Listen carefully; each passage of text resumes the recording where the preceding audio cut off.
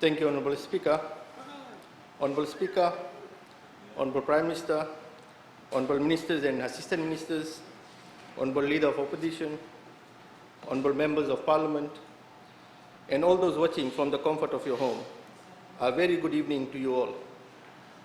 Honorable Speaker said, before I start, this is the very reason as to why Minister for Economy called on opposition to come for a budget brief. Had they actually attended the budget brief, this kind of question would not have been raised in this August House. Opposition, they try to actually act smart, but to Honorable Ratu Suryano Mati Tambua, the reduction in the budget is just because there won't be any international matches. Due to COVID-19, travel restrictions apply. Nobody would be traveling to Fiji, nor the Fiji teams would be traveling abroad to participate in overseas matches. So why do we need that budget? That's where the reduction is. That's where the reduction is. As simple as that. Honorable Speaker, opposition needs to realize they have been criticizing the budget for past 6 years. But what they fail to realize that they keep criticizing and Fiji Fest continues to deliver. They need eyes to see what's happening around them. I really don't understand how long it will take this set of expired politicians to realize they are doing no good to the parliamentary process nor to the nation.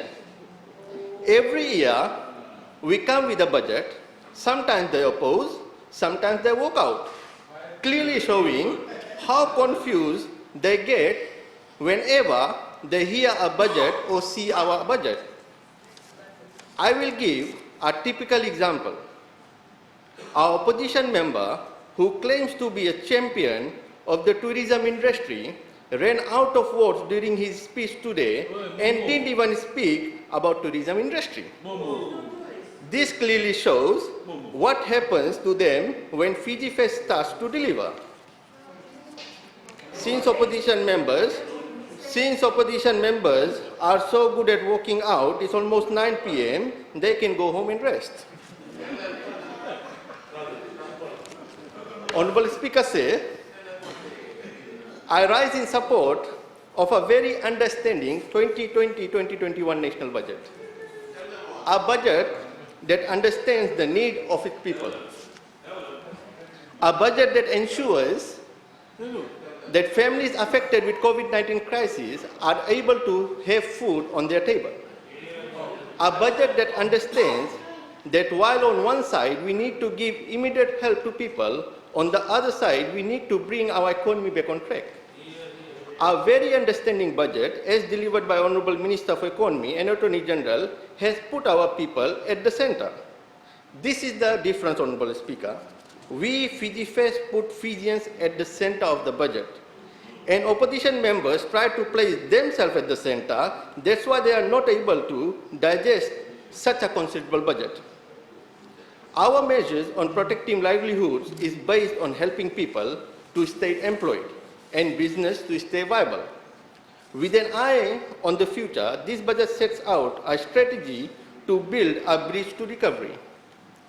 We can go far length to pick points to oppose this budget, but let's look at the budget with more holistic approach. The investment in our future must continue. And I must ask this question: who are the future of this country? We are. We, the 70% young Fijians, are the future of the country, and not the vintage politicians from the other side.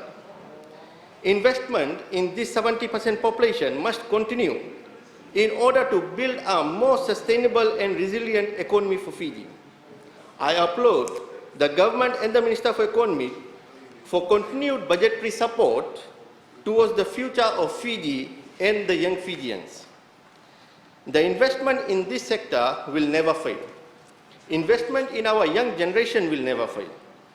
Much has been said about housing grants in a negative way. But what wrong have we done as young Fijians if we want to build our house? For my family, And if my government, my Fiji First government is supporting me, what's wrong in that? We are educated, and thanks goes to free education. We have tertiary qualification, thanks to TELS and toppers. We, the young Fijians, have employment, thanks to open merit recruitment system. At this juncture, Honorable Speaker, it is through such policies we see that recruitment is done on basis of merit and not on nepotism. If you go to government agencies today, you see so many young employed because these young Fijians and their hard work matters to this government. Unlikely previously, when civil servants were employed on basis of nepotism, skin color, race and gender. Today in this ever-changing time, we have a very young and vibrant workforce in public sector. Because of such policies, we are able to feed our family, we are able to drive our family around because we can afford a car. So what's wrong if the government of the day is helping me out to build a house which I can call my home? What else as a young Fijian I need to ask from a government? This is not just about me. This is about those 70% young Fijian stories who are successful Fijians. Disasters comes and goes. Crisis comes and goes. That does not mean all resources should be diverted to one sector of country's economy. One of the best investment a country can do in terms of building its human resources, and in a country where 70% of the population fall under age of 40, Fiji First government is just doing that. We, the 70% of the population, needs sustainability. We need our future to be protected. We need this assistance today to build a better tomorrow. And don't worry, once we have a stable future, we will pay the debt. We need to go away from the culture of spoon feeding. We need policies to enable us to self-sustain ourselves. I, for one, young Fijians, I didn't mention youth, young Fijians below age of 40. I, for one, on behalf of all those Fijians who are building their future by the policies passed by Fiji First government, thank Honorable Prime Minister for the vision he has for Fijians. I would also like to thank the government on behalf of young and vibrant civil servants for not reducing our pay. While some politicians and political pundits call for pay reduction, Fiji First government placed the needs of civil servants first. Honorable Speaker, we are not in the business of printing money. One way we can push money into circulation is through civil servants' pay. Honorable Speaker said, government bill for civil servant pay is close to 4 million daily. Civil servants, they spend their salaries, which get circulated internally in our economy, which thus boosts our businesses and people remain employed. The moment government had reduced the salary, civil servants would have gone from spending mode to saving mode. Just imagine what drastic situation would have been created by reducing the salary of civil servants. All of a sudden, the cash flow within the economy would have vanished. Exactly what we're seeing in tourism sector, thus leading to closure of business and unemployment would have reached the sky. How would have that helped our current situation, which has already been ruined by COVID-19?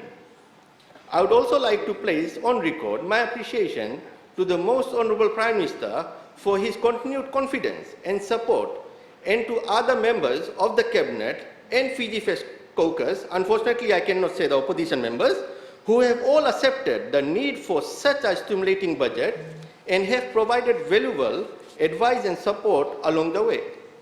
The fortune of workers and businesses are tangled. By keeping the economy stable and strengthen the social resilience, by investing in upgrading the skills of our people and transforming our business, the economy can recover more strongly. I also wish to acknowledge the support and guidance of all those who have made it possible to continue in the discharge of my responsibilities in the Ministry of Employment, Productivity, Industry Relations, Youth and Sports. Honorable Speaker said, This year, the budget debate discussion can be safely described as groundbreaking. For the first time, we have carried out the function within the context of recently updated special governance framework. The enhanced framework established through the amendments of the tax scheme and announcement of various initiatives in ensuring that the struggling Fijians are back to work in the industry they love and rely on. The historic nature of this pandemic and economic downturn has made it necessary to come up with such an innovative budget. It is a budget of the time and for the times, a budget that addresses the issues for today, for economic and social well-being of all Fijians, for tomorrow and beyond. I support the budget for the effective response to the impact of current pandemic and responsible allocations. These are areas of particular interest to stakeholders in my portfolios, including workers, employers, investors, and our youth and young Fijians. I am pleased to note the priority given to bringing back jobs. During these difficult times of crisis, our country is facing, and to brace for the new normal, the budget has perfectly announced Fiji's biggest ever tax cut. This budget is going to safeguard those who are unemployed and those whose hours and salaries has been reduced. Honorable Speaker said, now I turn to specific remarks relating to areas of employment, productivity, industry relation that falls under my portfolio. One must realize that Ministry of Employment is all about service and not capital project oriented ministry.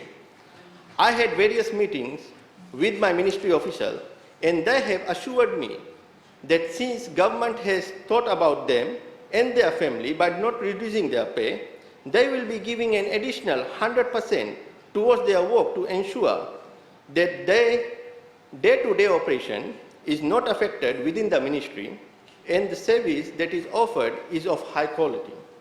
My ministry is working towards implementing various strategies and carry out substantial internal realignment, which is going to significantly reduce the operational cost and bring about efficiency in our services.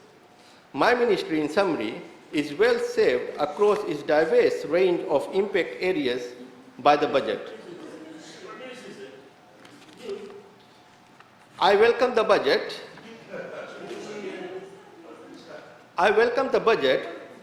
Order. We work with each other. We don't fight like opposition. Order. Huh. Order. Order. Yeah. I welcome the budget for its care for all Fijian families and the provision of various initiatives and the scheme that is going to uplift existing businesses, create new business opportunities, and ensure a decent employment for the people. We will definitely get the best value for whatever we spend, and that spending will be relevant, sustainable, and lead to short, medium, and long-term gains. Honorable Speaker said, as the timely and welcome budget allocation indicates for the commemoration events, Fiji will be celebrating 50 years of independence this year. This is an opportune time to reflect on the past 50 years as well as on the contemporary situation. The current situation due to COVID-19, first time in 50 years, means a complete reordering of priorities and postponement of some important projects, which is unavoidable. In supporting this extraordinary budget that saves lives, protects livelihood, and actively builds a bridge to the prosperous future, I welcome the allocation plans and robust policies for our workers or investors and for our employers. Honorable Speaker, Honorable Prime Minister, Honorable Members, I thank you all and reiterate my strong support for the 2020-2021 national budget. Thank you.